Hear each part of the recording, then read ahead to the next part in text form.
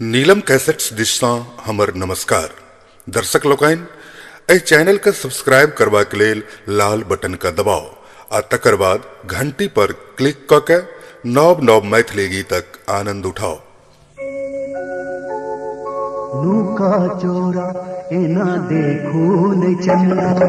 नूका चोरा एना देखू न चन्ना, तोहर नजरी लागत हमरा साजन किर गोरी रे चंचल चकोरी रे, साजन किर गोरी रे चंचल चकोरी रे, तोहर भरल रस सरस घगरा, नूका चोरा एना देखू न चन्ना।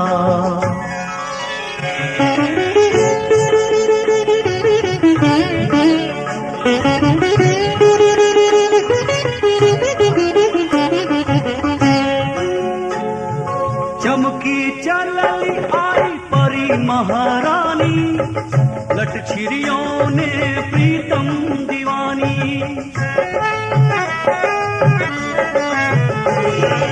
चमकी चलली आई परी महारानी, लट छिरियों ने प्रीतम दीवानी, मिलनक आशा मन में नुकौने, मिलनक आशा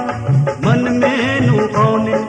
भरे तन मन में बिजुरी हजार, नूका चोरा एना देखू न चंदा,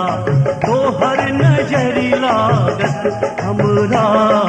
साजन किर गोरी रे चंचल चकोरी रे, तोहर भरल रस सरस घगरा, नूका चोरा एना देखू न चंदा।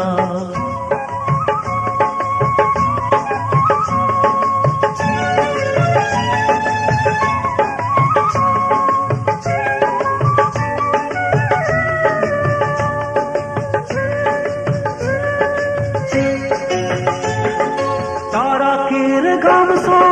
आयल सने, बैसली चोला रहल हमरो देश, तारा केर गाम सो आयल सने, बैसली चोला रहल हमरो देश, जाइछ पिया बोरस मोहन केर राधा, जाइछ पिया बोरस मोहन केर राधा, माथ पर धने भरी गर गगरा, नूका चोरा एना देखू न चंदा, तोहर नजरी लागत हमरा साजन किर गोरी रे चंचल चकोरी रे, तोहर भरल रस सरस घगरा, नूका चोरा एना देखू न चंदा।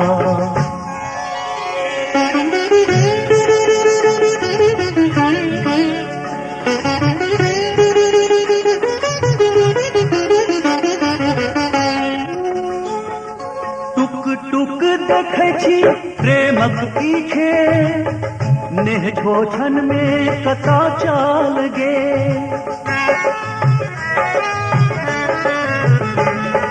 टुक टुक देखै छी प्रेमक पीछे, नेह छोछन में कता चाल गे, आशाक बान आब टूटिए जायत, आशाक बान आब टूटिए जायत, मोनक व्यथा कहियो ककरा, नूका चोरा एना देखू न चंदा, तोहर नजरी लागत हमरा साजन किर गोरी रे चंचल चकोरी रे, साजन किर गोरी रे चंचल चकोरी रे, तोहर भरल रस सरस घगरा,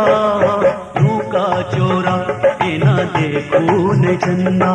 तोहर नजरी लागत हमरा नूका चोरा एना देखू न चंदा, नूका चोरा एना देखू न चंदा।